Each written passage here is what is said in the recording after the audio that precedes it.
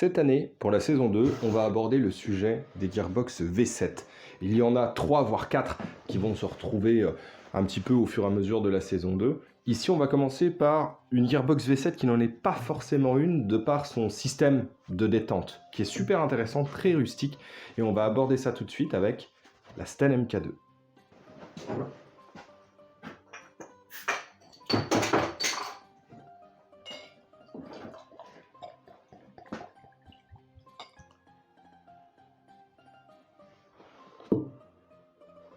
Alors merci à Blaise d'être passé et de m'avoir ramené l'Avar, une petite bière qui est brassée près de chez lui, une APA, donc American Pale Ale.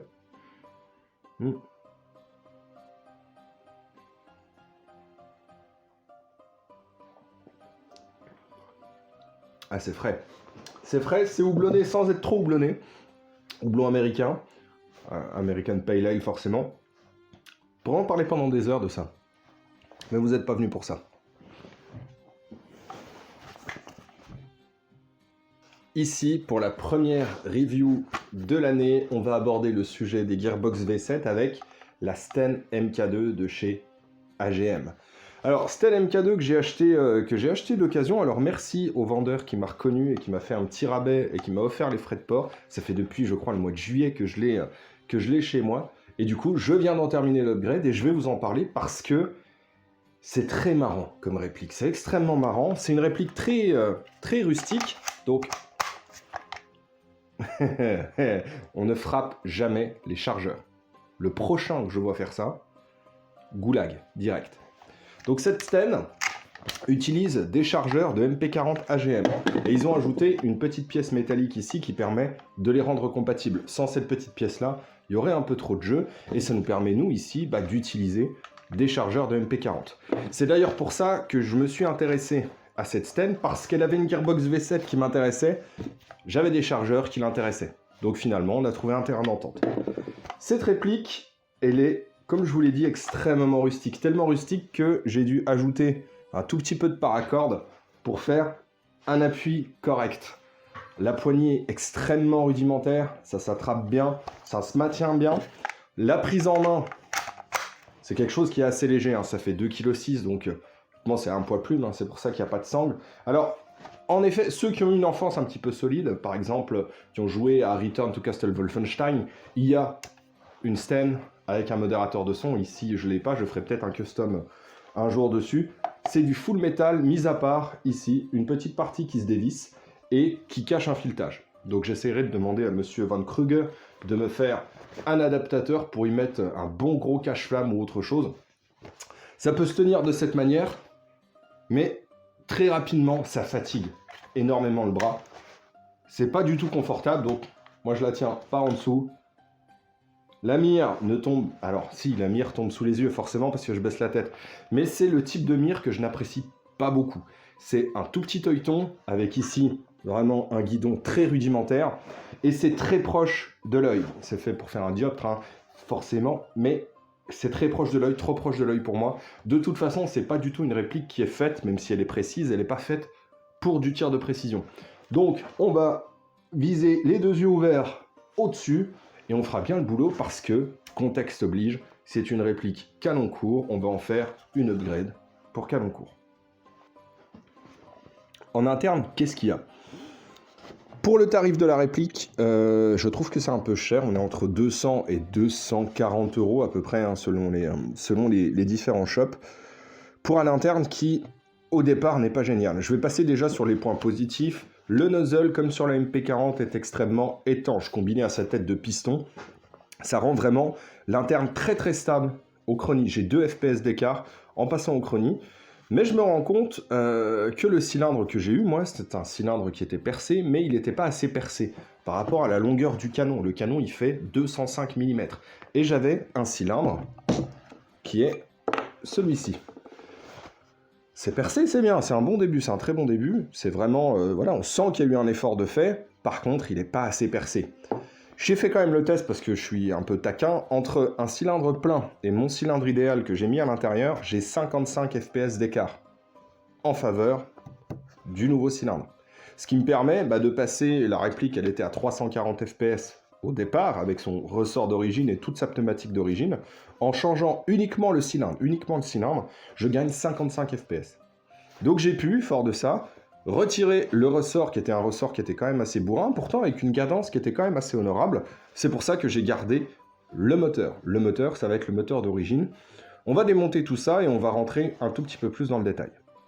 Le démontage de cette réplique est on ne peut plus simple. On va devoir, au départ, retirer la crosse. Clé Allen, et c'est parti. Hop. Donc vous voyez ici, la batterie se loge dans la crosse. Donc c'est des sticks AK qu'on vient d'utiliser. Pour démonter le reste, c'est très simple. On a quelques vis à déposer. Il y en a une ici, une de l'autre côté, deux ici et deux de l'autre côté.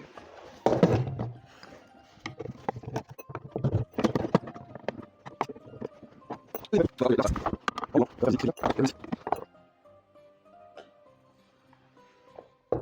sont vraiment très frais, les houblons américains. On enlève le premier cache et on obtient notre gearbox. Donc c'est une gearbox V7, on va la retirer en deux temps pour éviter de forcer partout. On va déjà supprimer ce qui pour moi est le plus intéressant de cette réplique-là, c'est son groupe de détente, en fait, avec ici, donc je vais vous le montrer un peu plus précisément, un système donc, qui ne fait que du full, c'est-à-dire qu'on n'a pas de cut-off lever à l'intérieur, donc on pourra tirer qu'en full. Et ici, vous avez donc deux petites pattes qui vont être mises en contact ici pour fermer le circuit et déclencher le tir. C'est pour ça que c'est hyper intéressant de fait de sa simplicité, de sa rusticité. Je trouve que c'est vraiment un montage qui est génial, mais qui n'autorise que le tir en full. Mais surtout, ça va nécessiter la pose d'un MOSFET. Là, généralement, des MOSFET, j'en pose partout, tout le temps, sans forcément avoir plus de raisons que ça, parce qu'il y a des répliques qui tirent depuis des années sans avoir besoin d'un MOSFET. Mais ici, si vous ne mettez pas de MOSFET, à chaque fois que vous allez presser la queue de détente, vous allez faire un arc. Vous allez faire un arc électrique qui va très rapidement, beaucoup plus rapidement que sur un chariot V3, V2 et ainsi de suite. Ici, là, c'est un arc électrique qui est vraiment direct. Et là, vous allez cramer très rapidement vos deux contacteurs. Donc en mettant un MOSFET, on va le voir tout de suite, parce que le MOSFET, il est caché ici. Il est caché ici, comme sur la MP40, hein, on a énormément de place, donc on peut cacher un MOSFET. Alors, là, c'est un Warfed Gate que j'ai mis dedans, c'était le seul qui me restait. Donc c'est un Warfed Gate, il est parfaitement inutile. Il est parfaitement inutile. Il va nous servir uniquement à protéger, ici, nos deux petites lamelles. On peut effectivement le programmer pour faire du burst, alors que c'est une réplique qui fait que du full. On peut le programmer pour faire du burst, mais très honnêtement, ça n'a pas d'intérêt. Si vous mettez un autre MOSFET de chez Gate qui n'a pas de programmation, ni rien, on fait du full ici. Nous, ici, on est là pour faire du full. N'en déplaise à certains, on y reviendra peut-être plus tard, le full, c'est quand même quelque chose qui est super intéressant. Surtout avec des puissances modérées comme celle-ci. On continue.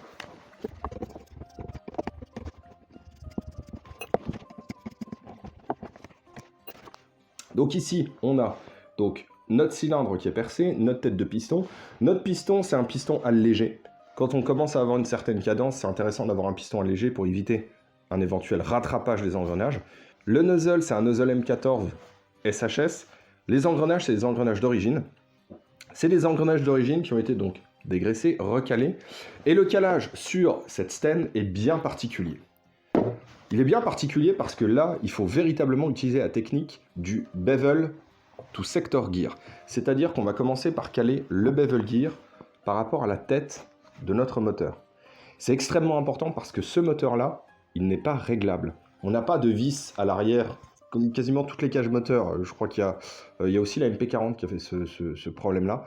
Cette cage moteur, en fait, on ne peut pas régler la course de notre moteur. Donc, il faut parfaitement caler, dès le départ, le bevel gear et notre moteur. C'est la seule subtilité qu'il y a à avoir, non pas sur les Gearbox V7, parce que sur les autres Gearbox V7 avec cage moteur, on peut régler ce problème-là, par justement en avançant ou en reculant notre moteur. Ici, on ne peut pas. Donc, dès le départ, il faut le faire correctement. Si on ne le fait pas correctement, à un moment, il y a un piston qui va péter, ça va faire un bruit immonde, on va tout user prématurément, donc voilà, ça ne sert à rien. Donc, notre tête de piston, elle, on a fait un bon angle d'engagement en mettant une petite cale. Merci Erwin Van Kruger d'ailleurs pour tes impressions 3D pour les cales. Et c'est à peu près tout ce qu'on peut dire sur cette gearbox-là. Parce qu'elle est simple. ça reste une gearbox très simple. Et ce qui est intéressant aussi, c'est qu'ici, vous voyez, hop, le petit trou là, donc là on a notre tête de piston, on a un petit trou ici, qui nous permet, au moment de refermer la gearbox, de remettre le ressort de récupération du nozzle, qui met en mouvement la tapered plate, hein, qui permet de la faire repartir vers l'avant. Donc ça c'est super simple, parce que ça se fait depuis l'extérieur. Et on se fait un monde du démontage des gearbox V7, mais ici on voit bien que le groupe détente est à l'extérieur. Sur les autres, et on le verra sur une M14, on le verra sur d'autres gearbox aussi, le groupe détente est à l'extérieur. Donc ici, quand on referme, on a juste besoin de maintenir notre guide ressort et notre ressort en place. On n'a pas de queue de détente qui bouge, voilà, c'est beaucoup plus simple. En parlant du guide ressort, c'est un guide ressort sur roulement. J'ai mis un guide ressort sur roulement. Le guide ressort d'origine, c'est un guide ressort V7 en plastique comme ça, donc c'était pas génial. Ici, on a notre piston d'origine. Pas mauvais, mais ce qui tiendra dans le temps. J'ai pas envie de la démonter toutes les 4 matins. Donc c'est pour ça que j'ai fait cette modification. Je remonte tout ça et on va passer à certains petits tests. La réplique est remontée et cette année, je vous ai dit qu'on allait étudier le son. Alors je me suis procuré justement un décibelmètre qui nous permet et qui va nous permettre d'étudier le son dans des dispositions correctes. Hein. Ça ne se fait pas qu'à l'oreille, il faut mesurer aussi un petit peu ce qui se passe. Alors je vais juste le poser comme ça, juste pour voir. Je vais prendre ma paire de lunettes. Donc là, je suis en LiPo 11.1.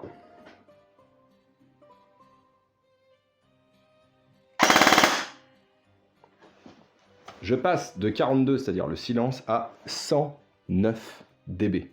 109 dB. « 110. Donc on voit tout de suite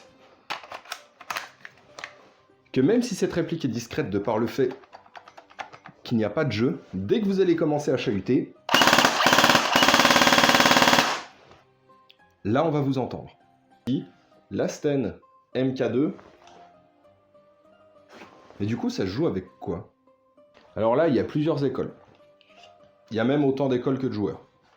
Généralement, ceux qui vont s'aventurer avec ce type de réplique, ils vont plutôt faire de la reconstitution du Reenact, du World War II et ainsi de suite. Donc moi, ce n'est pas le cas, même si j'ai fait d'ailleurs, on en fera une vidéo, je pense. J'ai fait une OP World War II où on était tous très bien déguisés. C'était vraiment génial, l'organisation était vraiment au top. Ici, j'ai pas de tenue britannique. Je vais rester habillé comme je suis et je vais ajouter 2-3 petites poches. Alors, on peut commencer avec ça. Donc ça, c'est une poche qui se met en bandoulière, comme ça, et qui va nous permettre, ici, de mettre nos chargeurs. Donc, ils seront en vrac à l'intérieur, ils sont pas bien maintenus. Moi, ça me sert de poche fourre-tout, très honnêtement. Là, j'ai de la batterie, j'ai vraiment un petit peu de tout. Et normalement, on peut mettre des chargeurs là-dedans, mais c'est pas ce que je vais utiliser.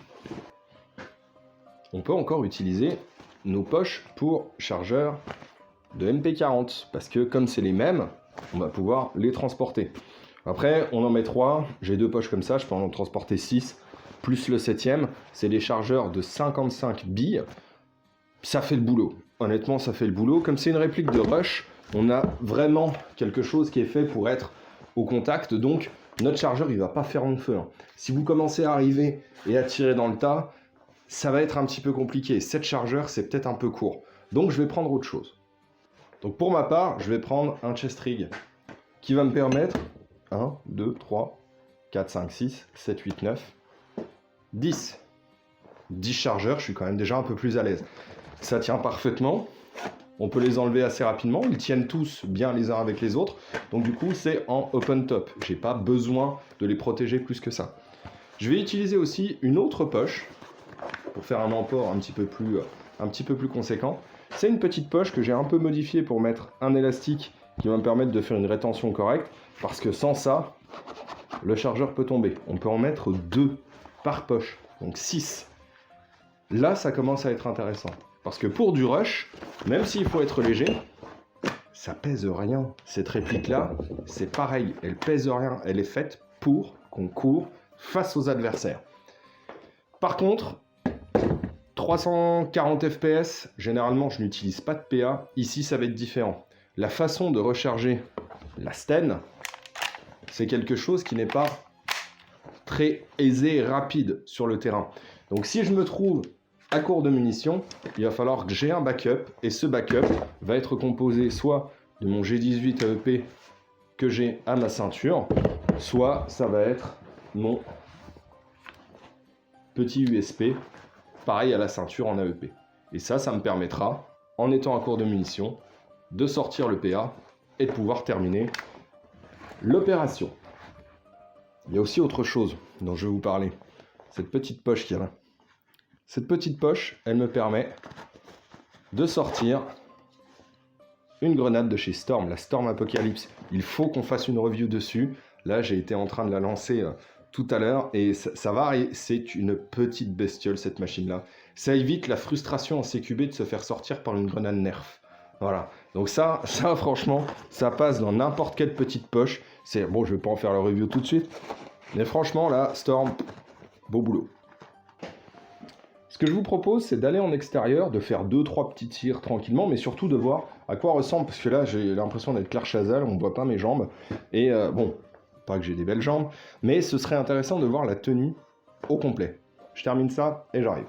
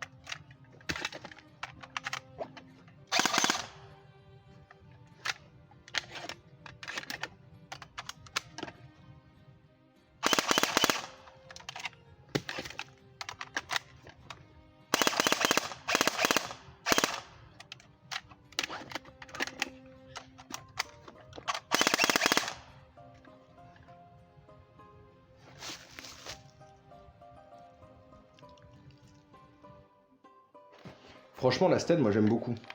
C'est léger, rapide, ça me permet d'aborder un autre style de jeu, le rush. Donc on va vraiment courir vers les adversaires. De toute façon, quand vous avez une réplique comme ça en main, vous n'avez qu'une envie, c'est de pas rester planqué. De toute façon, vous n'avez pas la portée. Hein. Là, 340 FPS, on touche à une cinquantaine de mètres. On va dire 50-55, on est dans le domaine d'efficacité. Mais de toute façon, on ne va pas rester à des distances pareilles. On va rusher, prendre des positions, jouer des objectifs. C'est ça qui va être intéressant. L'énorme bémol, ici, c'est le fait qu'elle ne fasse que du full. C'est pas un bémol pour moi. Moi, je suis très content que ce soit une réplique qui fasse que du full. La vraie Sten fait que du full. Mais ça va poser question. Ça va poser question parce que même en étant en dessous de 1 joule 1, sur certains terrains, je n'aurai pas le droit d'utiliser cette réplique-là. En CQB, semi-obligatoire, donc pas le droit. Et dans certains terrains, même en terrain dégagé, forêt et ainsi de suite, on va privilégier le semi. Jusqu'à aller à du binary, du air trigger, du semi qui est tellement rapide qu'on a l'impression que c'est du full. Mais on va interdire ça. Ça, on va l'interdire. Et ça, c'est pour ça que vous n'en voyez jamais sur les terrains. Parce qu'on ne va pas prendre le risque de mettre, allez, avec les upgrades qu'il y a dedans, bon an, mal an, on est à 200, allez, on va dire 280. Voilà, pour vraiment être, si vous l'avez acheté neuve. Vous n'allez pas mettre 280 € pour décorer une tapisserie. Donc forcément, ce qui va être dramatique, c'est que dans quelques années, on se retrouvera avec M4, AK, c'est tout. Parce que ça fait que du semi. Alors que cette réplique-là, 0,9 joules. 0,9 joules, c'est un jouet. C'est un jouet qui permet de jouer, justement, de prendre du plaisir, de pouvoir faire des assauts qui sont juste mémorables pour nous, et aussi pour les joueurs en face, qui voient un mec déguisé comme ça, arriver en essayant de prendre un drapeau qui représente rien à ses yeux. C'est juste dommage d'interdire le full pour ce type de réplique, parce qu'au final, on va perdre de l'originalité. Et l'originalité, c'est ça qui fait de nous des airsofters.